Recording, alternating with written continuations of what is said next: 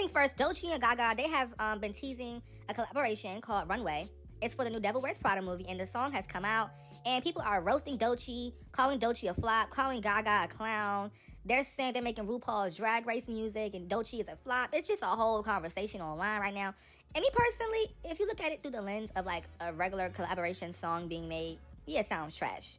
But if you look at it through the lens of it being added to a background transitional moment in the Devil Wears Prada 2 movie, okay, then it makes sense, you know? But trying to consume this song as if it's like at face value, no, this is a very nuanced song. It's for Runway, it's for the movie, it's for fashion, it's for the moment. You know, it's not really to be like, you know, playing in the car, you know, or like, you know, just, no, it's not meant for that. It's not a, you know, it's just, the goal in mind was the company who made the movie wanted the song, so they did it. But this may be controversial, but I don't think Doechii needs to be on it.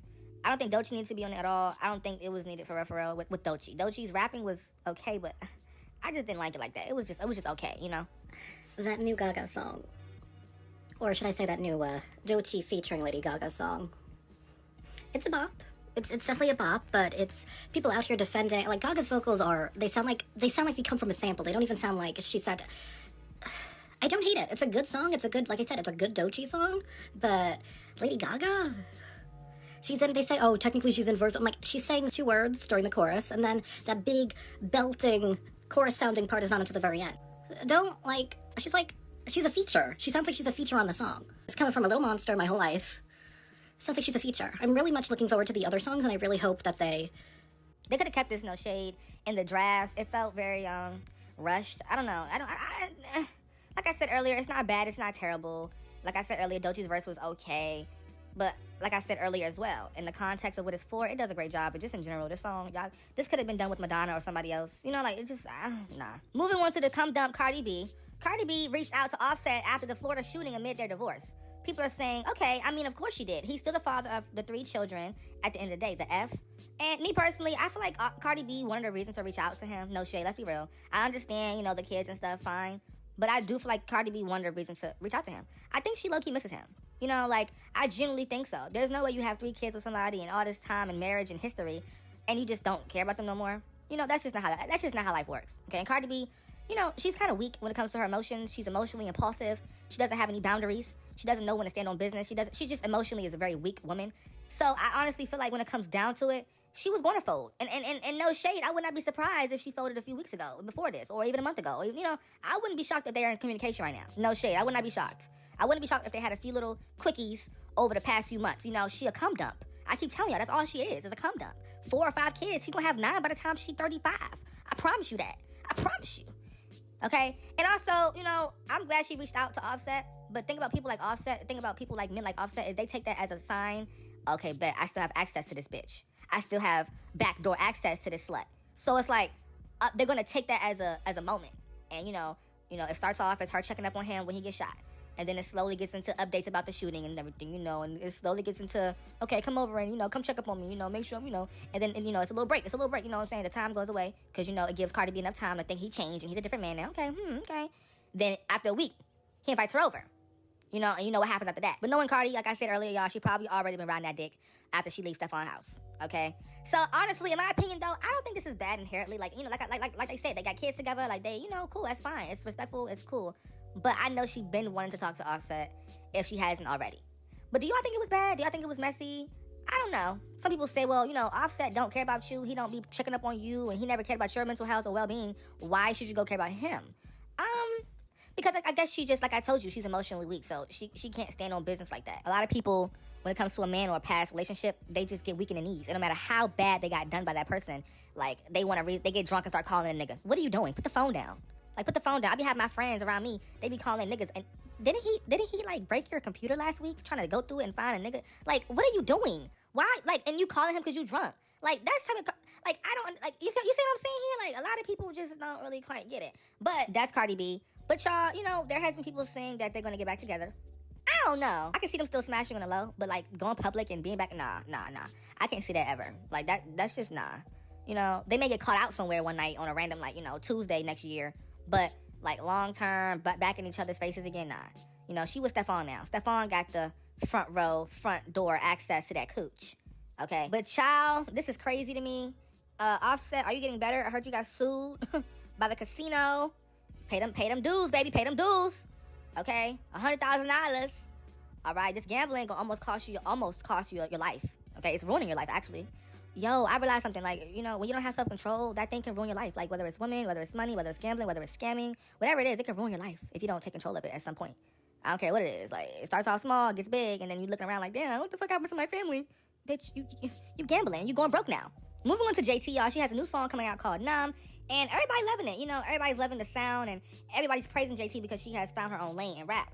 And a lot of rap girls right now, they're not making their own lane. They're not having their own sound. And JT is definitely creating her own image and, you know, using different aesthetics and creating it and making her own. Now, JT isn't the owner of Alternative or any of that. But the best creators, the best artists, the best curators understand that you don't have to create anything new. You just combine things that you like and make it your own. And, you know, find ways to sprinkle your own personality on it. And JT's doing just that with her new song, Numb. Let's give it a listen. I ain't never been no fake bitch ever. I can never hang with a lame bitch, never. I be the villain, yeah, I'm stuck up and they fed up. I don't fall for nothing, and that's why my trap still trumps. I've been up for so long, I'm trying to feel something. Okay, she's cute. Is she making her own lane? Yes. Is the song good? Fuck no. Is the song good? Fuck no. I don't like it. I don't. But I'm gonna give her credit for her own authenticity. It's not bad when it comes to the production. Production is great, but her lyrics, girl, you're gonna have to get better with your lyrics. Your lyrics, it's giving city girl lyrics with this new aesthetic. We need to get you some more complex lyrics. You know, we need to get you something where you're talking about something where people wanna, you know, think a bit harder. You know, give me like a mental, like, analysis of where you are right now mentally in life. You know, give me like a mental analysis of what you want to be conquering. You know, like, give me a mental playbook. I know you got money. I know you never, you know, I know you a bad bee. I know you cunt. I know you T. I know, we know that. We've been knowing that for the past 8 years now. With this new music sound, give us something more edgier. Like, tell me how, like, you're going to end, like, the entire world's existence with your art. Like, you're going to end everybody's, like, you know, like, just give me, like, I don't know, like, you know what I'm saying? Like, give me, like, a villain comeback story. Like you cosplaying as a villain in one of your songs as an artistic direction. Like, just give me something creative and fun, like, concept. I'm the baddest bitch and I never win. I never lose. I'm the proudest hand. We get it.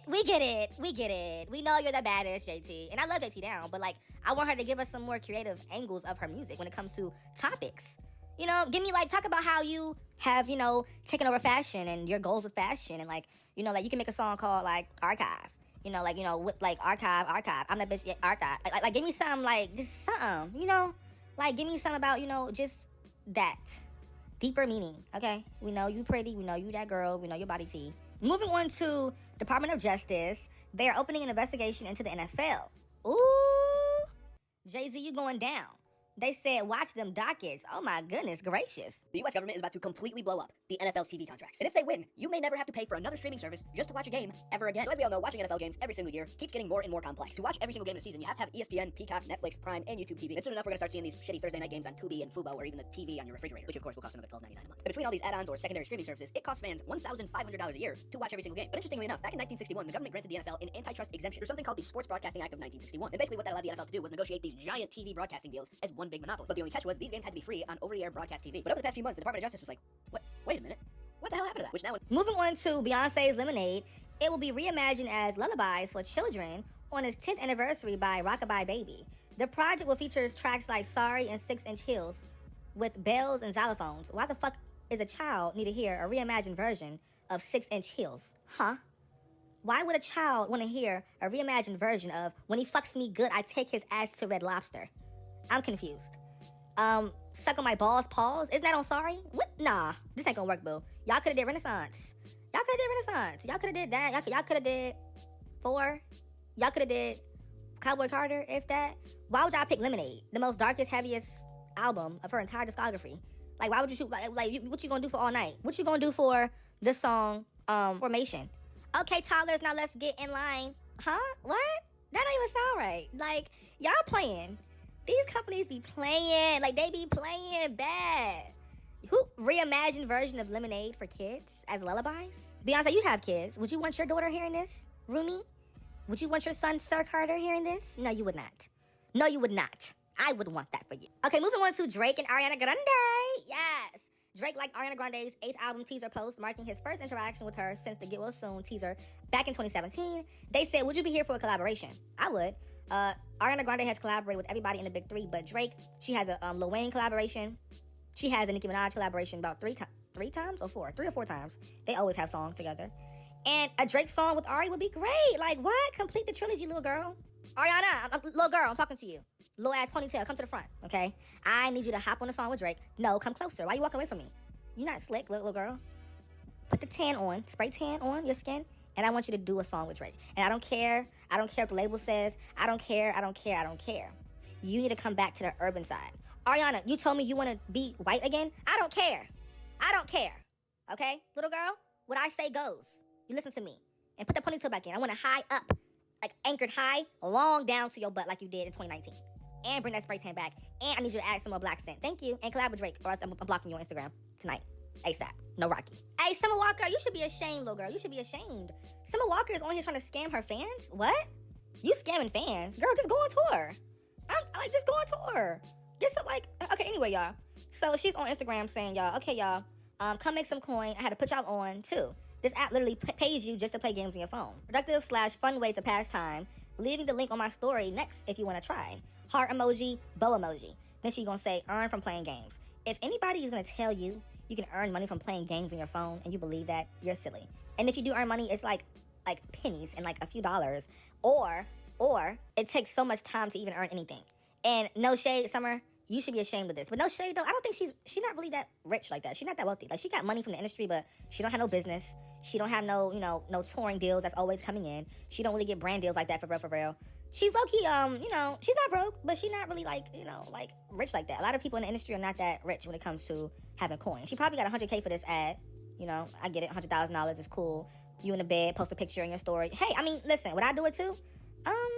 Yeah, I would. But then again, I would probably, tell my fans a week later, don't download that, it was fake. You know what I'm saying? I would keep my fans' trust in my hands. A lot of y'all who have supporters, y'all don't really care about y'all fans. Y'all just want money. A lot of these artists don't care. Summer do not care. She don't care. She just want the money. And that's the problem. Your fans will leave you because they feel like you're using them. You're scamming them like that? Oh, no. Moving on to Chris Brown, y'all. Yes, Chris Breezy. He is going on tour again this year. Everybody's going crazy. Oh my gosh, Chris is going on tour. We're gagging. And I'm gagging. I am definitely gagging for Chris Brown fans because they get a tour every single year. 2024, 11-11 tour. 2025, Breezy Bowl. 2026, the Usher collaboration tour. Now, this is good because low-key, no shade. Chris Brown won't have to do all the heavy lifting. So, therefore, he can kind of still go on tour without being burnt out fully because he will have somebody to share the stage with. But damn, Chris, are you not tired of touring? I guess he loves what he does. When you do what you love, you really get fulfilled by just doing it. But to the outside looking in, it just gives, oh, you need money, you desperate. Now, trust me, I'm pretty sure the money is good that he gets for touring, Chris Brown. But I don't think, he desperate for money. I'm pretty sure Chris Brown got money, Well. Good golly almighty. We got C Breezy and USHER going out on tour, man, on an R&B tour. This tour is about to be next level off the freaking charts. I cannot wait for this, man. I've been to several Chris Brown concerts, Usher concerts over the last several years. These boys are the apex, top of the food chain R&B artists. Some of the greatest artists of all time. I cannot wait for this, man. They come to Atlanta. Y'all know Usher live in Atlanta. The Atlanta show about to be lit. It's going to be they're going to do about 3 or 4 shows in Atlanta. My only concern is 2 concerns. This thing is going to be an outdoor event, probably at a stadium because they both mega artists. And the second problem is the goddamn ticket prices, man, about to be off the chain. Your boy going to need to sell a kidney or sell his car or go work 5 or 6 jobs instead of 1 new job. Insane. Cannot wait for this one, bro. This is going to be the concert of the decade, hands down. Breezy and Usher. Damn. Moving on to Normani. Normani stuns for her new spring collection on sh0t. I have no comments or no thoughts. Normani disappointing her fans. What's new? What's new? This isn't really tea because, this is just what she normally does. Doing things that don't benefit her or her brand or her career. Why are you selling clothes on sh0t and you are supposed to be the next icon of the generation? Next topic. As you all know, Trim and Ice Spice have been getting into a little beef online, and Ice Spice's manager, James, claps back at others attempting to claim the princess title. He says that image strong, people study and clone it. Who's copying Ice Spice? Okay, I know that one girl. She definitely was copying Ice Spice. I forgot her name. But I think her name was Sandy. I don't know. I forgot. But that happened. But somebody said this online. They said that Ice Spice and Trim, we don't take y'all serious enough for anybody to call y'all princesses. So please. Y'all, but I think Trim, if she keeps doing what she's doing, because let's be real, she's very consistent. She's very consistent with her career, and she's always putting in that work. If she keeps up this momentum for the next 5 years, I can see Trim somewhere, you know what I'm saying, do a little something, something. But now, Princess, I ain't gonna say she gonna be the princess in 5 years. No. But I did say that she can be getting somewhere. Don't twist my words in the comment section, okay? But when it comes to it, who is leaning more towards the princess title? Trim is, yes, but as of right now, neither one of them are even close to that, you know, tiara. Okay, like, trust me. If anybody who's the closest would be, I don't know. People say Doja, people say Doechii. I just feel like Doja, it's hard with her because you can't really just give her that title, you know?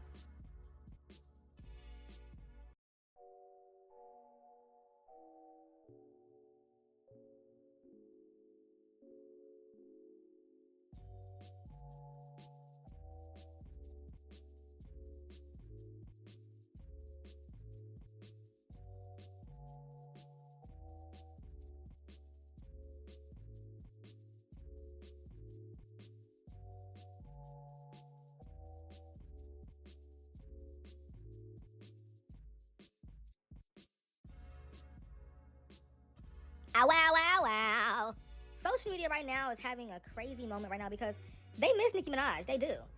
They said, I was just reading the comments under a female rapper's TikTok, and they said, and everyone kept mentioning Nicki Minaj's flow and how much they want that back. And I do too. But no shade, when she is back, y'all don't take advantage, y'all don't really, like, appreciate it. Y'all don't value it. Y'all don't really, you know what I'm saying? Y'all take advantage of it. Y'all don't really genuinely, you know what I'm saying, rock with it. Because every time she's back, y'all critique, y'all got so much to say negatively, then when she's gone, you crying. Okay? You should have known what you had when you got it. Seriously, a lot of y'all had so much mouth to say when she was doing the, remixes for FTCU, when she was dropping her songs with Wayne, when she was doing a lot of different features here and there, when she dropped that Pink Print anniversary. Why didn't y'all get that to top 10? Exactly. Now y'all crying in the car because you don't have no new music out, okay? You should have appreciated what you had when you had it. But in my opinion, I think Nicki will be back soon, and, she gonna clock it. She gonna really make sure that everybody know what's up. But no, I do want her to come back when she's ready. Now, let's get into this tea, though. Nicki says she's working on something new, but she never really revealed to us what it was. A new business, maybe. Queen Radio coming back, we don't know. But I think Queen Radio will be the perfect time for it to return because of her outspokenness and her vocal, being vocal about things going on in the world right now. I think that would be a perfect opportunity for Queen Radio to return, maybe on, a special platform. We don't know yet, but I think it should come back. Apple, I don't know if Apple gonna cut that check. Because Apple, I don't know. Apple is strange sometimes when it comes to stuff like that. Child, the barbs are messy. Ooh. They say even in 2026, Nicki still mogs Beyonce. As y'all know, Beyonce was recently seen at her Sacred event looking pregnant. But, she's older. It's older age, y'all. That's why she bigger. But they saying that Nicki's face card outdo Beyonce. Is that true? What y'all think about that? I think, okay, they're both beautiful women, black women. I will never, try to put down black women's looks, because they both never got face surgery. So I have to listen, if it's natural, I'm going to always, give it respect. It's natural. But Nicki be clearing. I don't know what it is, but Nicki just looks so youthful. Beyonce looks youthful too. But Nicki has that baddie look, that baddie youthful look. Like, she gives very much like baddie. Beyonce gives very much, like woman. I mean, Nicki gives woman too, but Beyonce just gives like, lady. Like she give lady, like, hey lady, you know what I'm saying? Woo. Or do y'all feel like fans should stop, putting face cards against each other? Ooh, let's talk about that. Moving on to Taylor Swift. Congrats to them. They're going to be getting married on July 3rd in New York City, according to Page 6. And Taylor can finally stop making them sad girl songs about wanting to have a boyfriend or having a man. She finally has her man. She finally has her marriage. And hopefully her music can reflect that, the growth in her personal life. Taylor, to me, her music would give me very much high school. But, it's okay. July 3rd is coming up pretty soon.